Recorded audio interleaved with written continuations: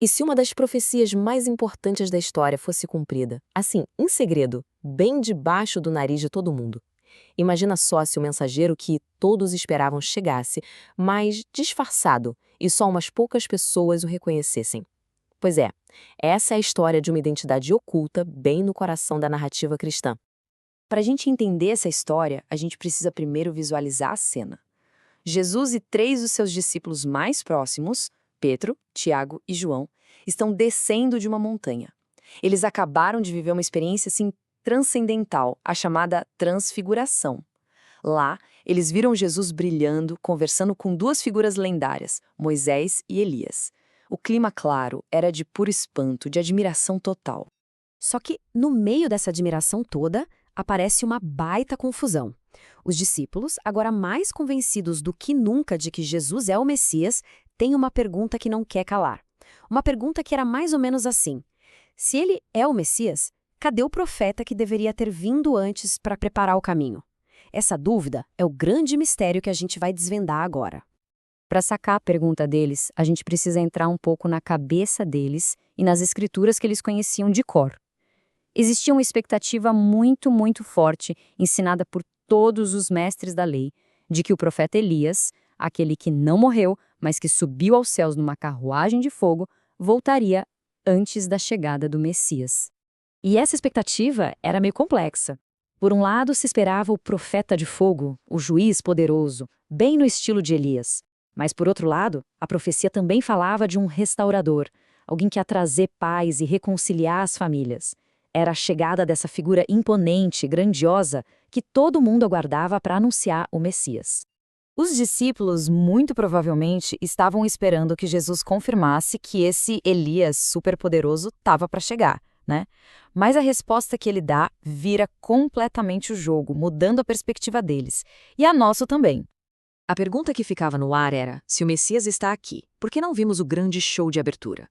Cadê aquele profeta de fogo que deveria ter preparado tudo com poder e glória? E aqui vem a revelação. A peça-chave, dita com uma simplicidade que chega a ser desconcertante. Jesus confirma. A profecia se cumpriu. Elias veio. Só que aconteceu de um jeito que passou batido, especialmente por aqueles que estavam no poder. Ninguém o reconheceu. Ok, vamos analisar isso com calma. Os discípulos entenderam na hora que ele estava falando de João Batista. E olha, é super importante frisar, Jesus não está falando de reencarnação, tá? As fontes deixam isso bem claro. O que ele está dizendo é que João Batista veio com a mesma missão, sabe? O mesmo fogo profético, o mesmo espírito e poder de Elias. Ele era o precursor prometido, só que ele estava ali, disfarçado, bem à vista de todo mundo. Mas Jesus não para por aí, não.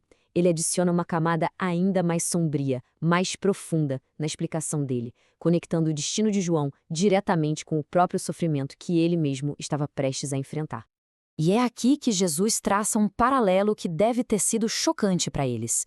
O jeito como João Batista foi ignorado, rejeitado e, no fim, executado pelos poderosos, tudo isso era um prenúncio, uma prévia do que Jesus diz que vai acontecer com ele. O destino de um, basicamente, espelha o destino do outro. E esse é o ponto que vira tudo de cabeça para baixo. A nação esperava um Messias rei, um libertador político que ia esmagar os opressores com poder, com glória. Era uma esperança militar, nacionalista. Mas Jesus, ao se identificar com o destino de um profeta que foi assassinado, simplesmente destrói essa expectativa. Ele anuncia um tipo totalmente diferente de reino. Um que não é construído pela força, mas sim pela fraqueza e pelo sacrifício. A glória, ele ensina, passa primeiro pelo sofrimento. Essa conversa, que aconteceu há 2000 anos, carrega uma lição poderosíssima sobre percepção, sobre expectativa e sobre como a gente reconhece a ação de Deus no mundo. Essa história toda nos deixa com várias ideias centrais, né? Primeiro, que a obra de Deus, muitas vezes, acontece longe dos holofotes, oculta para os poderosos. Segundo, que o caminho para a glória passa, inevitavelmente, pelo sofrimento. E, por fim, que aqueles que decidem seguir esse caminho devem estar preparados para receber o mesmo tratamento. E isso tudo nos deixa com uma provocação final, uma que dá o que pensar. Será que hoje em dia a gente também não fica esperando por sinais de poder, por demonstrações de glória e por causa disso acabar deixando de reconhecer os verdadeiros mensageiros de Deus, aqueles que talvez cheguem com humildade, falando verdades inconvenientes e por isso mesmo acabam enfrentando a rejeição?